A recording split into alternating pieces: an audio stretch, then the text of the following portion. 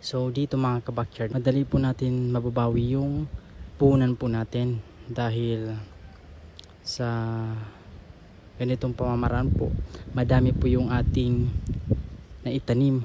So madali po yung bubuhay at saka madali po yung dadami. So pag dumami po yan, mababalik po sa atin yung puhunan po natin.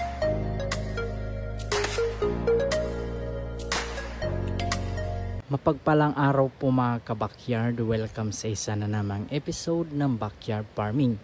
Ito na po mga kabakyard ang update sa ating bagong project. Nalinisan na po natin yung gabi po, di pa po tapos gawa ng wala na pong pangtanim.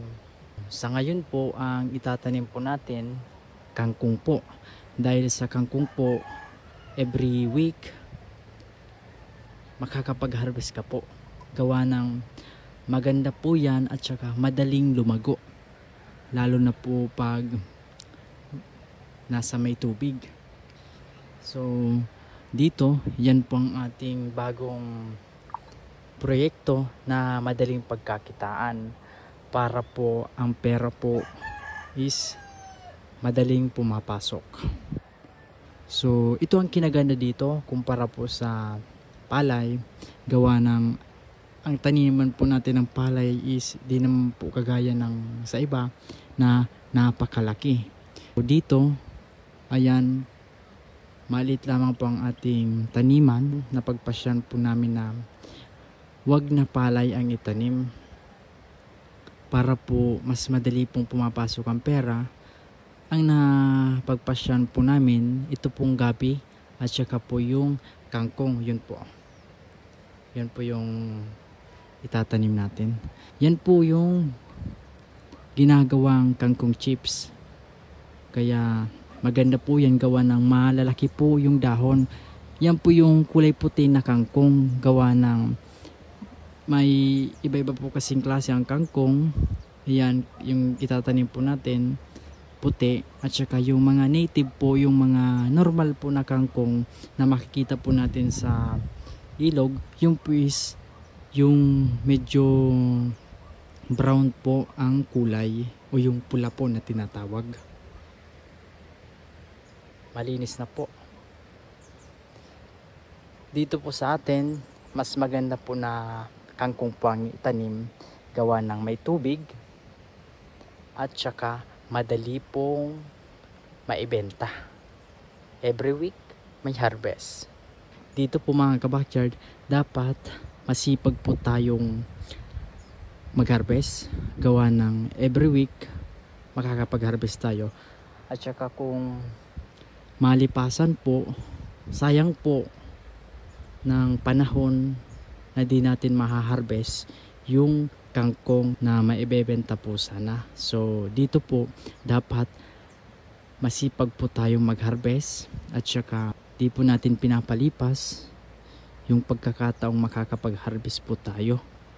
Ito mga kabakyard yung sinasabi ko sa inyo na malalaki po yung dahon niya. Ayan o.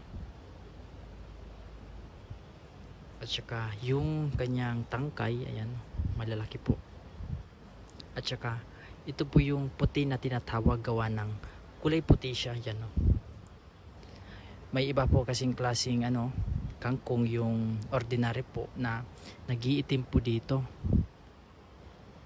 Ayan, ito po, ayan o.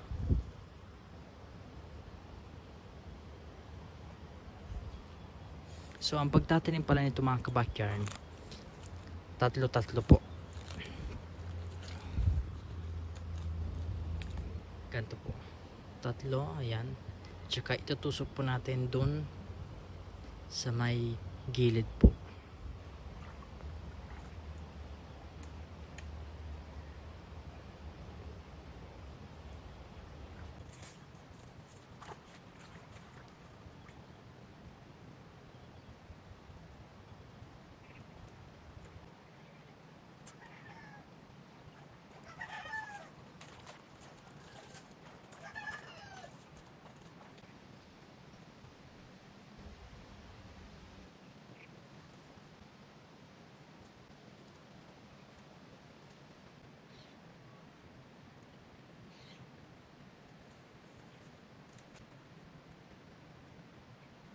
Ganito mga kabakyard na isang tali, minsan binebenta po to sa palengke ng 20 to 30 pesos po. Ayan o.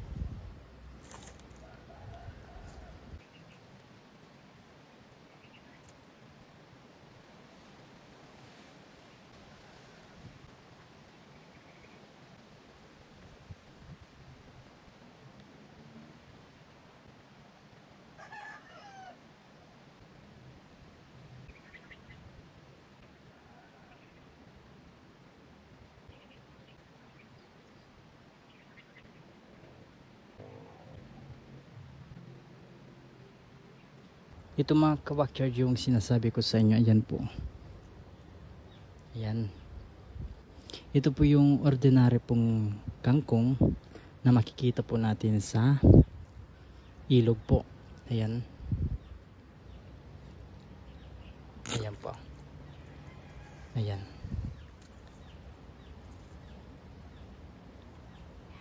At saka kung mapapansin po ninyo, di po gaano kalakihan yung tangkay po niya. Ayan o. Kumpara dito.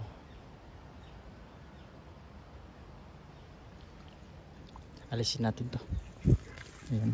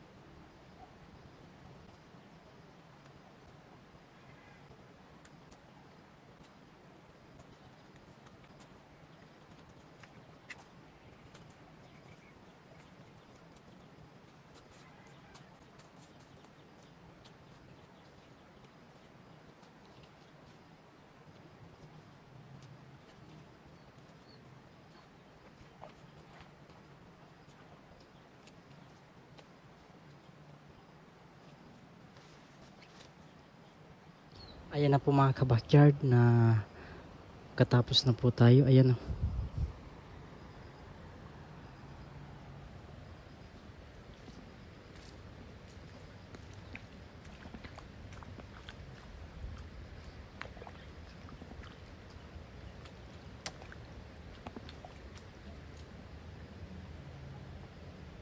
Ayan, dito ayos lang na ganyan, gawa ng pag nabuhay na po yan, pupunta po yan dito sa gitna. Ayan o. So dito po palibot po, nalagyan po natin palibot po yan. So dito po sa gitna, ayan, ganyan na po yung ginawa ko para po pag nabuhay na po sila, pupunta po sila sa gitna. Ayan. So dito mga kabakyard, madali po natin mababawi yung punan po natin dahil sa ganitong pamamaraan po, madami po yung ating naitanim. So madali po yung bubuhay at saka madali po yung dadami. So pag dumami po yan, mababalik po sa atin yung puhunan po natin. Ayan o. So dito mga ka-backyard, kaya po kangkong po ang ating tinanim, gawa ng dito po is matigas na po yan, di na po yan kagaya yung nandun po kasi is laboy, putik po. So dito pag umapak po tayo, di po nabaon, kaya mas mabuti na pong kangkong kaysa po ang itanim natin dito is yung gabi. Di po yan dito lalago, gawa ng wala po silang pagkakapitan ng ugat. So dito po sa kangkong, nasa ibabaw naman po yan, kaya bubuhay at saka lalago po yan dito. Yan. So dito mga ka-backyard, pag nabuhay na po sila, mga sabihin natin mga 1 week, after 1 week po, pwede na po nating patubigan. Ayan, no, haharangan na po natin yung labasan ng tubig. So para po yung tubig is malagpasan po niya yung lupa, para po di po mabuhay po ang mga damo, gawa ng pag ang lupa po na lalabawan po ng tubig, di po yan lalago at saka wala pong damo na mabubuhay. Kaya dito maganda po dito, gawa ng mataas po dito ang tubig pag na harangan na po dito. Ayan.